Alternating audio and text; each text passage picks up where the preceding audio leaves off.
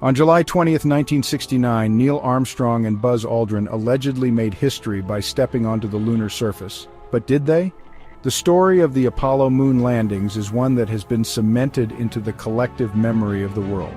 But what if everything you've been told about the moon landings is a lie? What if the whole thing was staged?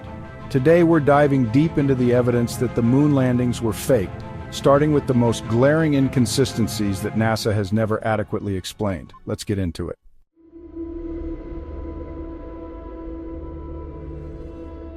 Take a close look at the footage of the flag being planted on the moon.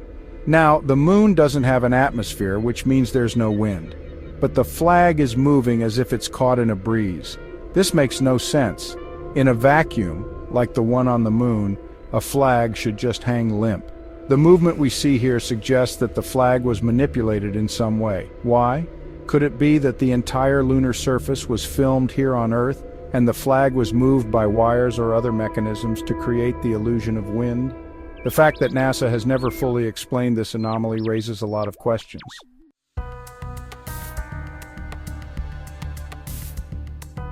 Here's another interesting point. If you look at the photographs taken by the astronauts on the lunar surface, you'll notice something odd. There are no stars in the sky. Now, we're told the moon has no atmosphere, which should make the stars visible, even during daylight. But in every photo from the Apollo missions, the sky is pitch black with no stars to be seen. It's an eerie absence.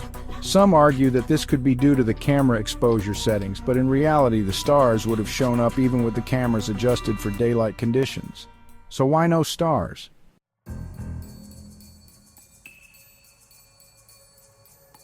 Now take a look at the shadows in these Apollo 11 photos. If you examine the way the shadows fall, you'll notice something strange.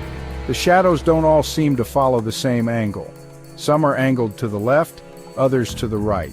If the sunlight was the only light source on the moon, all the shadows should align in a consistent direction. But here they don't.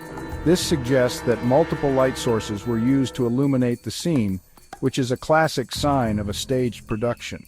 The inconsistent lighting raises the possibility that these photos were taken in a studio where controlled lighting could have been used to make everything look real.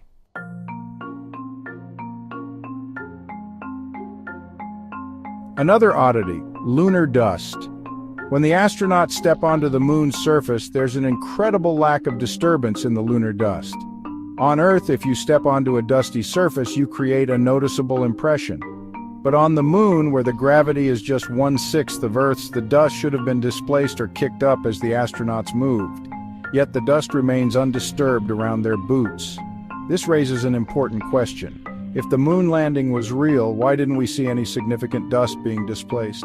Could it be that the surface was artificially created, perhaps in a studio environment where the dust wasn't real?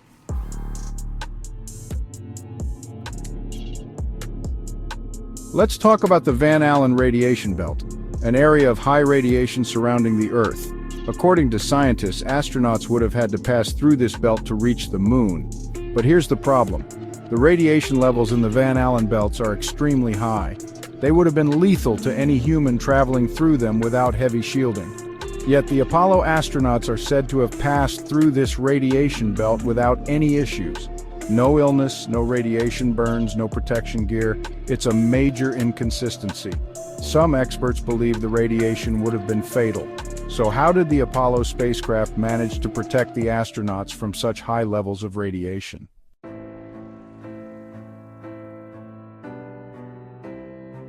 Let's consider the lunar module's descent and ascent.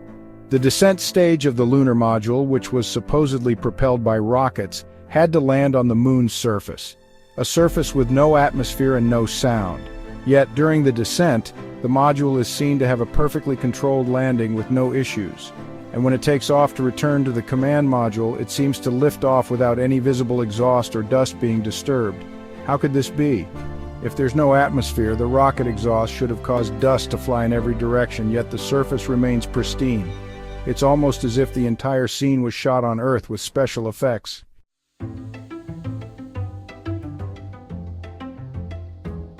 And finally, the moon rocks. Supposedly, the Apollo astronauts brought back 842 pounds of lunar rocks. But here's the thing.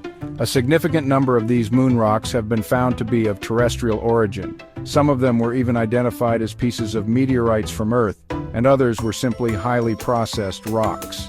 If these so-called moon rocks were truly from the lunar surface, how could so many be mistaken for Earth-based rocks? Could it be that the entire collection was faked, either sourced from Earth or created in a lab for the sake of the grand illusion?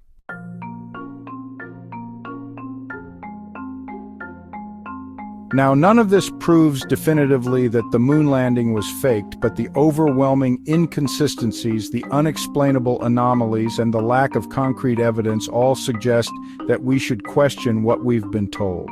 The Apollo missions were part of a Cold War narrative, a race to demonstrate American supremacy in space. Was it too risky for the U.S. to risk lives in space, or was it simply easier to stage the whole thing, with the help of Hollywood-style special effects? The evidence speaks for itself. The moon landing, as we've been told, might not be as real as we've been led to believe.